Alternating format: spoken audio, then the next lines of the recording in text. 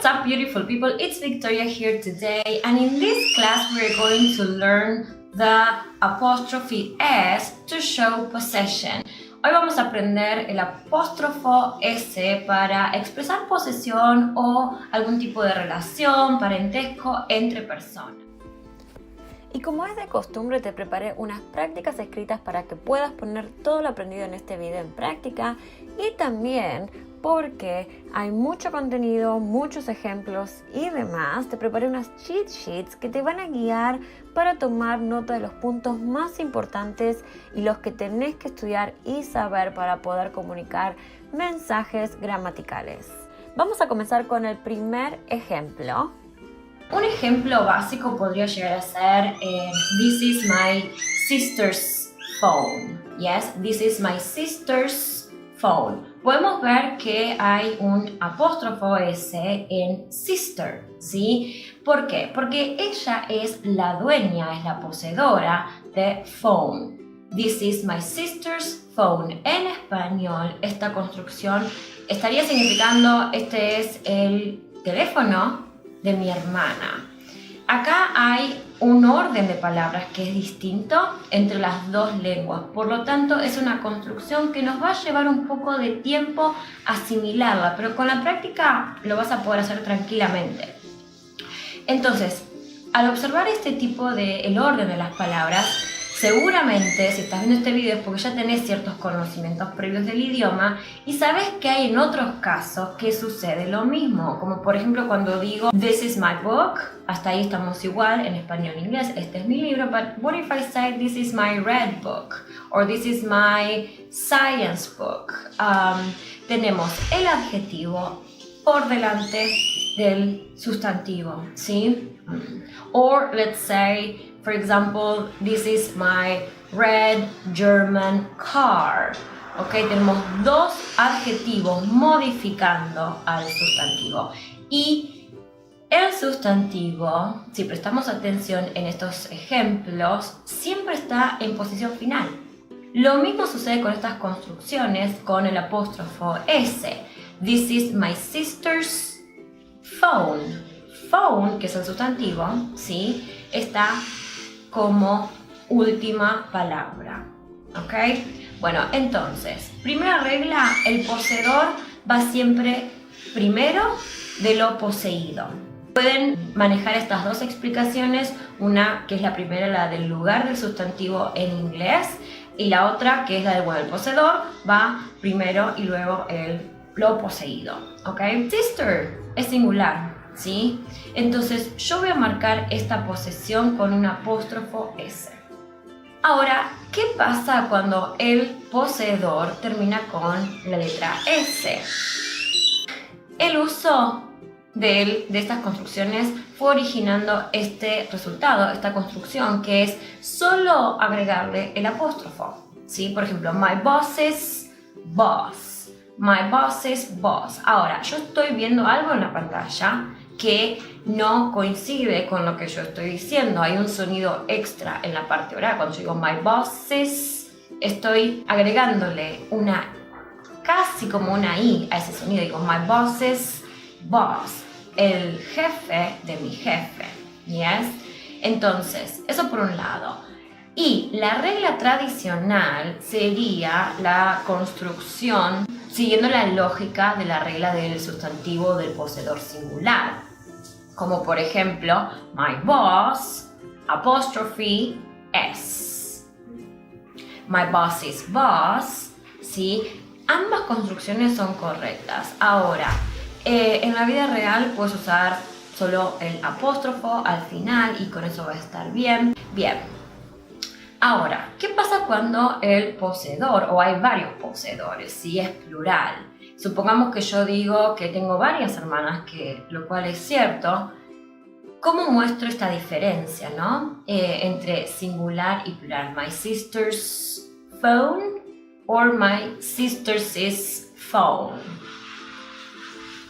Ok, muy bien. La segunda es plural, donde yo estoy agregando en esa S con un apóstrofo al final. Y eso me está diciendo de forma escrita que son varias hermanas, no dice cuántas, pero bueno, sé que es plural, que es más de una, y que comparten un teléfono, ¿sí? Porque teléfono es singular. So, it's my sister's phone, alright? Bien. Entonces, retomemos. Hasta ahora tenemos que cuando el poseedor es singular, apóstrofo S, ¿sí? Cuando el poseedor, o tengo varios poseedores, es S apóstrofo. ¿Qué pasa con esos sustantivos que alguna vez aprendimos y que son irregulares? Como por ejemplo, child, children, person, people, man, men, woman or women. Cada vez que yo quiera mencionar su forma plural, voy a solo agregar apóstrofo S, ¿sí? Como por ejemplo, those are my children's toys. ¿Ok? Ya sé que children es plural, no necesito agregarle una S al final de la palabra, entonces solo voy a agregarle apóstrofo S a children. En cambio, si yo estuviera diciendo my child, solo tengo una, voy a decir this is or these are my child's toys. La palabra directamente child o children me está indicando el número, si es singular o plural. Ahora tenemos otro caso que es similar al de my sister's phone o this is my sister's phone, pero supongamos que yo quiero mencionar estos poseedores y ser más específica, ¿no? Si yo quiero decir this is Carolina and Mariana's phone. El apóstrofo va en la última persona, es apóstrofo S, alright? So this is Carolina and Mariana's phone, porque ambas son las dueñas del teléfono, ¿sí? Y de esa manera yo lo estoy transmitiendo por esta construcción gramatical, ¿ok? Bien. Ahora, si cada una de ellas tienen un teléfono, voy a tener que indicarlo también y lo voy a indicar agregándole un apóstrofo S a cada persona y además haciendo lo poseído, que en este caso sería phone, plural, porque son dos. Entonces, I can say these are, fíjense que desde el comienzo estoy marcando el número con these, que es plural, tengo un tutorial, pues lo necesitas ver, también lo linkeo abajo. Are, verbo to be plural, these are Carolina's and Mariana's phones. En todos lados estoy mostrando un número plural, ¿ok? El siguiente caso es muy bueno y es muy común cuando queremos contar historias de otras personas y que hay una relación que no se termina más para llegar al dueño de algo o el protagonista de una historia, ¿sí? Y esto es cuando quiero decir la amiga de mi amiga, ¿sí? O la hermana de mi amiga, cuando no hay más todavía relaciones, ¿sí? Bueno, pero para ese vamos a pensar en una de dos personas.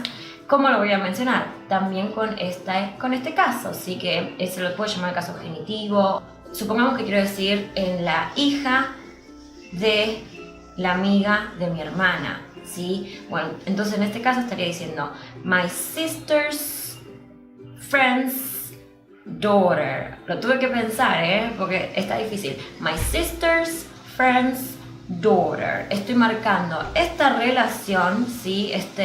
Sinfín de relaciones con el caso posesivo, que es con el apóstrofo S. Y como siempre son personas singulares, una sola, es apóstrofe S.